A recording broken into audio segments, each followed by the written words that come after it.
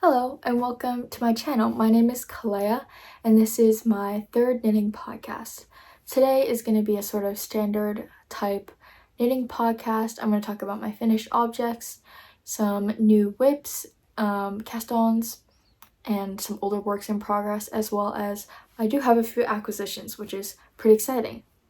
So the only finished object I really have today are my Erica socks. They look like this. Now, you might be wondering why I have three, which I will talk about in a moment. But these are the Erica socks. They are a pattern by Yuka, who is a Japanese knitwear designer, I believe. And she mostly creates a lot of sock patterns, which I've been wanting to knit a lot of. I'll talk a little bit more about that in a bit. But they look like this. I knitted them in Cascade Heritage on 2.25 millimeter needles, and I also used 2 millimeters for the cuff.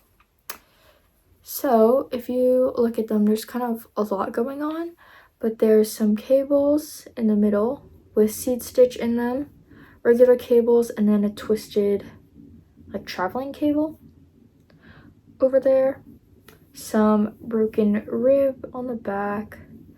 I'm not exactly sure what you call this heel flap pattern, but there was that. It has a German short row heel and a rounded toe, as well as I really like this detail of the purl rowing row. Yeah, so these were knitted toe up. And I talk about this again in my first podcast about the toe up socks. Originally, I had thought that I was fine with toe up socks, but now I'm realizing I don't think I like toe up socks. So, why I have a third sock. I originally knitted, I think it was this one. Yeah, this one first. No. Was it this one? I don't even know at this point. I knitted this one first. And I ended up knitting like the toe part twice because the toe part the first time and then I started the cable, it was way too loose. I was like, why is this so loose? The pattern does originally call for 2 millimeters, but I just used 2.25 millimeters because, I don't know, I think that's better. But it ended up being too loose, so then I started over and I started pulling really, really tight. And that's what got me this, and it fits perfectly. But then, a month later, I knitted this sock, and it is way too small. I knitted it on the same 2.25 millimeters, and then I was like, okay, so I pulled really tight last time, so I'm gonna pull really tight this time. But for some odd reason, it is just way tighter and it does not fit on my foot like at all. I was knitting it, I was like, wow, this is awfully smaller than the first one. I was like, oh, maybe it'll block out. Lesson learned, it does not block out that much. I don't know if you can tell, but this one's just definitely bigger. And obviously I finished the whole thing, which was kind of a pain. But I ended up then going back and making it pretty much a lot looser, and then it turned out basically identical to my first one. So I'm honestly a little bit confused. I'm not sure if it's something I did or the fact that it's a toe up sock that it made the gauge like kind of different. I'm not sure if it depends on, say, how tight you knit the toe that it like kind of changes the rest of the sock, or I don't know. If anyone knows, I'd love to hear. But I have a few problems that I'd like to talk about these toe-up socks in particular, and probably applies to other toe-up socks. I'm not sure, I've only knitted these. But my first problem, I really don't like the way that this looks. When you knit together to form this gusset here, it just looks messy. And I have no idea how to make it cleaner looking.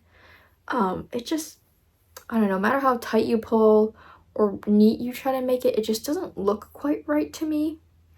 Another thing about the toe-up socks that I'm not a big fan of is the knowing where to put to start the gusset can be a little bit difficult, and obviously you won't know until after you've knit it if it was long enough, which is kind of annoying.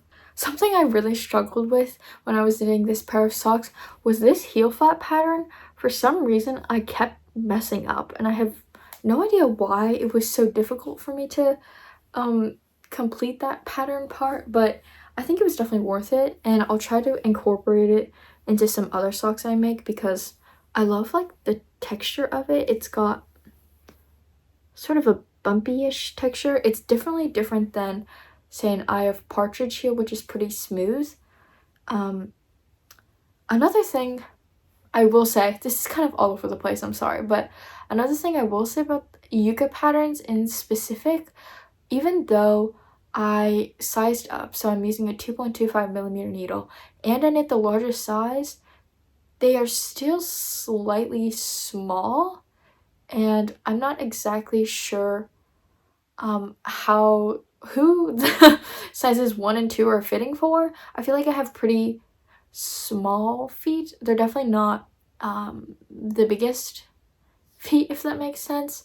I am a size women's US 7, so pretty standard, but yeah, so I don't really know why they're so narrow, if that makes sense. Even though I knitted the largest size, I definitely think you could easily modify it to have, instead of, I think you have three stitches on the end when you get this ribbing to the edge here, and instead you could probably add like a few more and then a few more to the bottom to make it even. But that is one thing I say. Yucca socks do tend to run small, I believe. So it was definitely quite the process to make, but I do really enjoy them and I'm really excited to wear them. I forgot to talk about the yarn, but this part is all over the place. The yarn does pill a lot. It's very soft, the Cascade Heritage, but it does, I'm not sure if you can tell how much fuzz is coming off of it, and I haven't worn these yet, so hopefully they won't pill too bad when I start wearing them, but they are soft, so that's sort of a trade-off, I guess. The next whip that I want to talk about, which sort of is an acquisition, is my Alex hood. This is a new cast on since last episode, and I haven't really gotten that far, but it is the Alex hood by Knitting for Olive, and I am using their soft silk mohair with their merino in the shade Plum Clay. It is a sort of purplish brown. In lights it looks more purpley than brown, but in most it looks pretty brown. It is knitting up pretty quickly though on 3.5 millimeters. It is a ribbed hoodie and it just has these increases. I haven't read through the pattern completely, but you work both sides and then you seam them together to make the hood. I've never worked with this yarn combination before. I know a lot of people talk about it and I do really like it, and I definitely want to work with it again. I knitted the Brady Loops sweater, which I showed in my last podcast as well, and the original pattern does call for this combination, and I would love to make another one. Maybe I should probably choose a different color, to be honest, but a solid color I think would look really good in the Brady Loops sweater, and that's something I definitely want to try out in the future. But back to the scarf, it's honestly a really self-explanatory pattern. There's not much that's very complicated right now. You just work increases, just making one right, and knitting back and forth. Since it is ribbed, I think it works a lot faster than if it was just stockinette. As well, it doesn't curl up, which I kind of hate working on stockinette things that just curl up. I don't know, it just kind of annoys me for some reason. But honestly, not much to say about this. I don't have too much of it. I do want to try to finish this before in like a week or 2 weeks maybe, because I think because it's gonna get hotter, I mean not hotter, but it won't be the sort of wintry weather that much longer, and I don't think I can wear this when it gets hot outside, so hopefully I'll be able to finish this pretty soon so I can wear it outside. Yeah, so there's the Alex hood. Hopefully it'll be finished in my next podcast. The next whip that I have that was also not in my previous episode is the Garne Slicked square neck cami. This one is also knitted in Knitting for Olive merino. I would show you the skein that I'm working on right now, but there's not much left. Oh, there's a hair in there. But it is the Knitting for Olive merino in the shade Soft Rose. It is knit on 3mm needles in a ribbed pattern. The way it is constructed is you knit the straps first, you then cast on and knit flat, then you pick up and then knit flat and then join in the round, which is what I'm working on right now. It is honestly quite a easy knit. This is my first time knitting a tank top and I haven't had any problems so far. I am opting for the waist decreases, so the side is looking like that right now. I haven't put on the double knitted band quite yet. I think that I might finish this little bit and then go and knit the straps, the double knitted band, and then come back to the body. I find that, I don't know, sometimes when you try it on, it's good to have the collar or something. It just like makes it look more finished and helps you envision what it's actually gonna look like when it's done. At first, when I started knitting, this was my first time using Knitting for Olive merino just by itself. I thought it was kind of rough and really dry, but when you knit up with it, it turns into something really soft. And then especially when you block it, it gets even softer.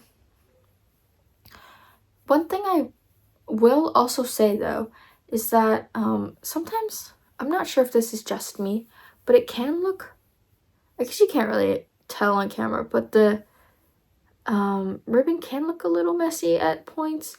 I'm wondering if it would look just slightly neater if you knit it in something that was slightly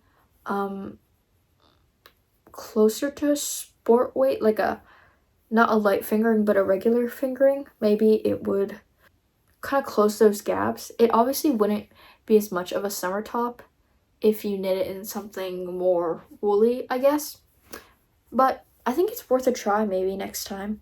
I think it could be just like a nice under tank top for the winter time. But I definitely think this pattern is really easy. There's nothing too difficult. It does originally call for a provisional cast on, I believe, or I'm not sure what the name of it was. Maybe I'll put it there if I remember, but I just cast it on and then picked up, which it does create a little seam, but honestly I don't really care, and I wasn't really bothered by it or bothered to learn a new technique, which is probably not the greatest thing, and I probably should learn new techniques, but I figured it was just fine. It was kind of fiddly, so I gave up. But yeah, not much to say about this pattern. Hopefully it will be done soon. I do think I will be focusing on the Alex hood because obviously summer is still a ways away, and I'll probably work on this during then, and I don't think I'll want to work on too much mohair during the summer, but we'll see. So that is my square neck cami. The next pattern the next whip that I have is something that I've been working on for a little while and sort of took a break, or as in I wasn't as motivated to knit on it, and it is my Dagmar jacket. So there is considerable progress since last time. I have joined the body, I guess you could say. This is knit with the drops lima in color 9025. I think it was like putty or clay, something of that sort, as well as the Alpakka Folgetrad by Santa's Garden, which is also, I think, in clay or putty. They're kind of similar names, something of that sort. I really can't remember, but together they make this really pretty gray color. It is I think it is slightly more of a worsted weight than an Aran weight that the pattern calls for, which is why I had to size up from a 4.5 millimeter needle to a 5 millimeter needle. But I think it'll be fine. I think it'll bloom a little bit when it blocks and it'll look good. But the way it is constructed is you cast on for the back, you make increases, and then knit, as well as then you pick up at the seam here and then knit the right and the left shoulder. Sorry, it's kind of hard to show, but I think last time I left off was in the podcast is when I talked about knitting the left shoulder, and then I knit the right shoulder, and then I joined, and I was like, something is not right because the honeycomb cables were not lining up, and I was so confused. I was like, oh, maybe I'm doing it right, but like when I'm knitting this way, I don't know, my brain was having a hard time wrapping around it. But then I was like, you know what, I think there's actually something wrong. And it took kind of a long time to stare at the project, but the honeycomb cables I had messed up. Obviously you can't see it now because I fixed it, but it was kind of easy to make this one shorter because I didn't notice as much as the two. So I had messed up. So I laddered back to redo that part, and I redid it, and it was still off. And I was like, this is so bizarre. I'm not sure what I've done wrong. I looked at this cable pattern because, like, okay, maybe I messed up here, and I didn't do like 2 here or whatever, and I just could not figure out. So I ended up frogging the entire right panel and restarting, and now I have this. So I did lose about a couple days of progress because I reknit it, but I am happy about that because I think I would really hate it if my jacket was like uneven, and I'm still quite a perfectionist, so I had to redo it, I guess. I think the pattern itself is really well laid out. The charts are really easy to read. I know a lot of people have talked about this before, but I'm not really sure why they don't. I mean, the pattern, that's what it is in the pattern. They don't line up, but it is kind of interesting how, I don't know, I feel like she could have figured out how to make them line up, but that's not up to me. And clearly it doesn't bother me as much to like make a modification to the pattern. But there's not much to say other than the progress is pretty slow because I don't know, just like knitting the body. I feel like people always say they're stuck on sleeve island, but I find that I get stuck on body island, I guess. I don't know, something about the body is just, it takes so long. And when you're knitting sleeves, at least for me, I feel like the progress is pretty fast because it's a pretty small circumference, so it looks like you're making a lot of progress even if you maybe aren't. Whereas the body progress, it takes a long time just to get like a few rows. So I should motivate myself to knit on this more so I can get to the sleeves because I like knitting the sleeves. But anyways, that is my Dagmar jacket, and hopefully it'll be done soon. I said in my last plans, I was like, oh, I hope it's done by the next podcast. Obviously it was not, but maybe next time. So that was the last of my works in progress. I still have a few socks that I'd like to get the other pair to, but there's nothing really to show for that. So now I want to talk about some acquisitions. I did mention earlier how I got the Knitting for Olive Merino and Soft Silk Mohair for my Alex hood, but I also purchased some other things from For Yarn's Sake, which is in Beaverton, Oregon. The shop itself is pretty big and they have a lot of really good yarn, and I picked up 2 more sock yarns because all I want to do is knit socks, which I think I've said before. But the first one that I picked up was this really bright pink. kind enough to wind it for me, since I don't own a winder, because I don't know. I don't think I need one at the moment. But it is the spun right round tough sock in the color cotton candy. It is a regular like 75% superwash merino with 25% nylon. It looks like this. I am really picky about the pinks that I use. I often find a lot of them are too warm for me or too purpley, but I thought this one was the perfect balance. And it's hard to buy sock yarns online without seeing them if you're really particular about the color. And so I saw it and I was like, I feel like I could pair that with a lot of colors, and so I bought it. I don't think I'll knit it by itself in like one solid color sock, because that's maybe a little too bright for me, but something like a brown or like a white I think would look really good with it. So I plan on using this in the future. The next blessed acquisition that I got was another sock yarn, and it's another pink. It is the West Yorkshire Spinners Signature 4-ply. It is a 75% wool and 25% nylon. It is same like fingering weight sock yarn. It is in the shade Candy Floss.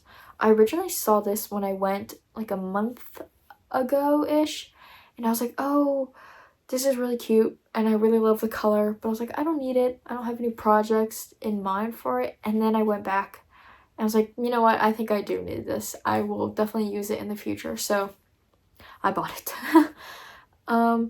This is definitely pretty soft feeling.